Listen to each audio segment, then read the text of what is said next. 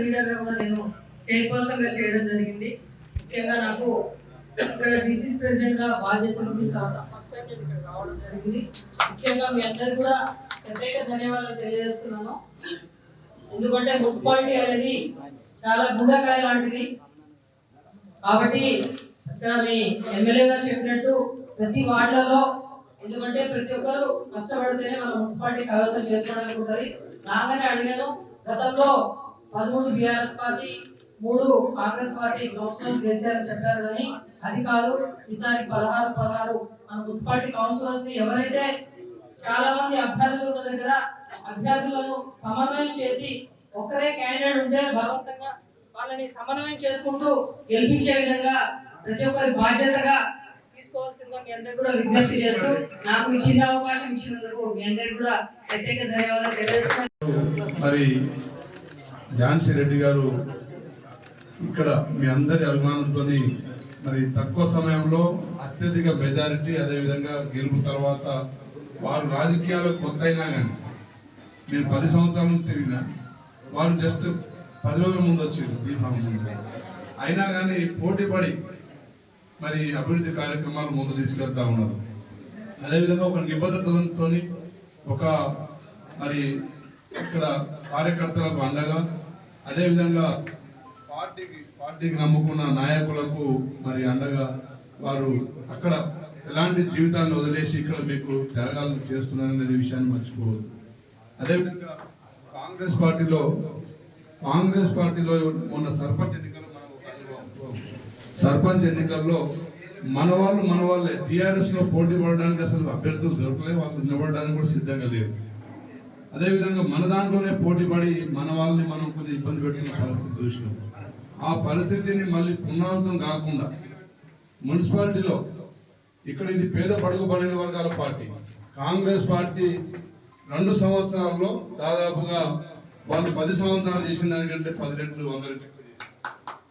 ఈరోజు సన్న బియ్యం కావచ్చు, ఉచిత కరెంటు కావచ్చు, ఇందిరమ్మ ఇళ్ళు కావచ్చు, రేషన్ కార్డులు కావచ్చు, 65,000 ఉద్యోగాలు, అదేవిధంగా నాణ్యమైన భోజనం, గురుకుల పాఠశాలలు, మరి మహిళలకు ఆర్టీసీ బస్సు ఉచిత ప్రయాణం, ఇన్ని సంక్షేమ పథకాలు మరి ప్రభుత్వ పరంగా ఇస్తూనే అభివృద్ధి కార్యక్రమాలు ప్రతి నియోజకవర్గానికి 500 తగ్గకుండా అభివృద్ధి మరి నిధులు కేటాయించడం జరిగింది.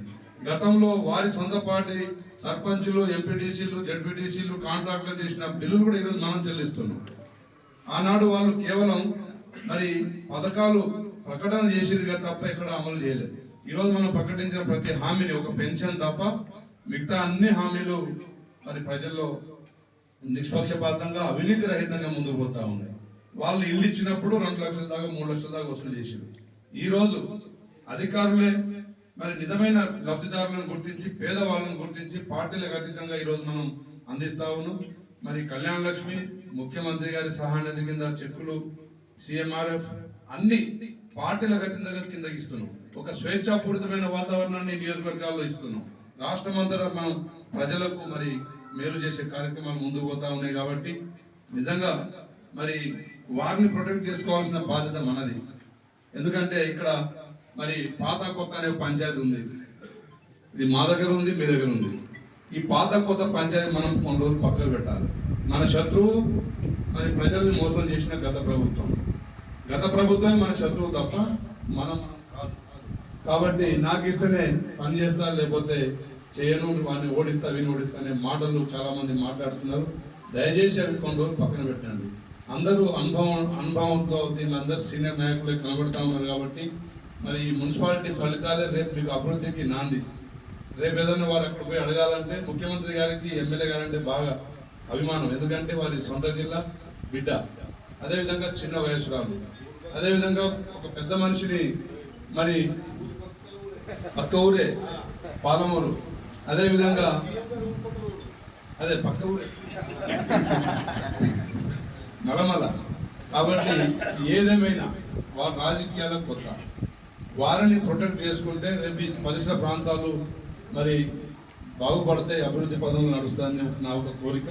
తప్పకుండా మీకు మాకు మున్సిపాలిటీ పోటీ అనుకున్నాం. మరి 100% అనుభవం అంతా ముందు కూర్చున్నారు.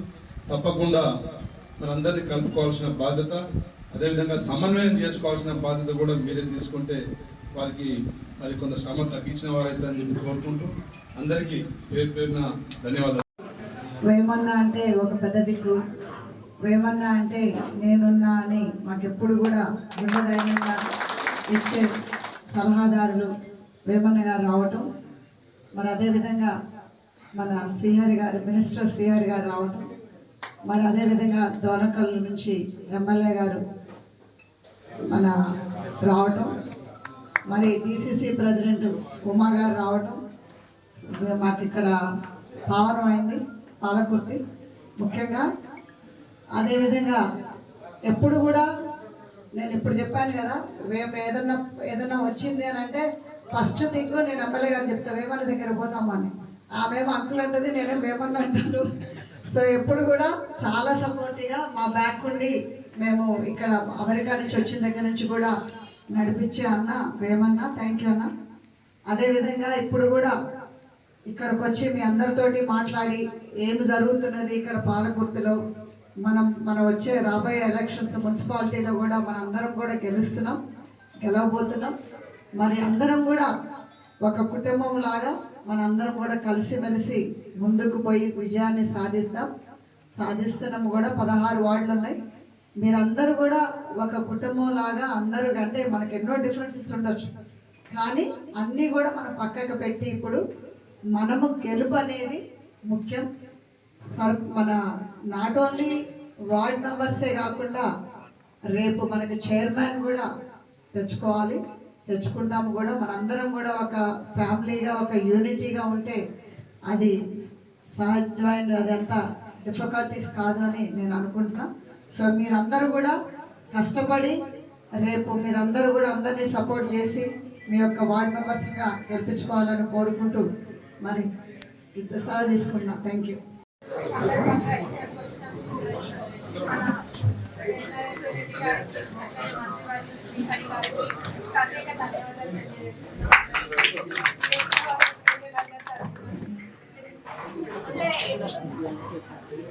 ఎప్పుడు కూడా ఇక్కడ ఏ పనుల్లో కానీ వెళ్ళినా సానుకూలంగా స్పందిస్తూ ఒక పెద్ద దిక్కులాగా ఉండి ఏవైనా సలహాలు సూచనలు ఇస్తారు. అట్లనే మన అన్న కూడా రావడం నిజంగా చాలా సంతోషంగా ఉంది ఈరోజు. అట్లనే స్టేడియం అడిగినామా, స్టేడియం కూడా తప్పకుండా ఇస్తా అని చెప్పినారు. సానుకూలంగా మున్సిపాలిటీ అందరికి కూడా తెలిసి మనకు 16 వార్డులు, తప్పకుండా ఈ మున్సిపాలిటీ మనం గెలవబోతున్నాం, అందులో ఎటువంటి అనుమానం లేదు. ఈ కరూరు మున్సిపాలిటీ మనం గెలవబోతున్నాం, అందులో ఎటువంటి అనుమానం లేదు. అన్ని కూడా మనకే సానుకూలంగా ఉన్నాయి. ఇక్కడ 16 వార్డులలో ఎగిరేటి కాంగ్రెస్ జెండానే, చైర్మన్ మనదే, అందులో ఎటువంటి అనుమానం లేదు. ఇంకా ఏవైతే ఇక్కడ పనులు ఉన్నాయో అవన్నీ కూడా ఒక్కొక్కటి పరిశీలిస్తూ ఏది చేయాలి అన్నట్టుగా అన్ని కూడా ప్రణాళికలు ఉన్నాయి. మననే టీయూఎఫ్ఐడిసి ఫండ్ కూడా మీకు తెలుసు 15 కోట్ల దాకా వచ్చింది. ఇంకా ఒక్కటి అన్నిటికన్నా ముఖ్యంగా మనకి ఇక్కడ వెంటాడుతున్న సమస్య ఏంటంటే ఒక 9.5 కోట్లది ఎస్కేఆర్ వాళ్ళది పనులు ఉన్నాయి. అంటే కొన్ని కంకర రోడ్లవి అట్లా రోడ్లవి ఉన్నాయి. అన్ని 16 వార్డులలో కూడా ఆ సమస్య ఉంది. దానికి ప్రత్యేకంగా మనం ఏదైతే క్యాన్సల్ అయిందో అది జీవో కూడా తీసుకొచ్చినాము.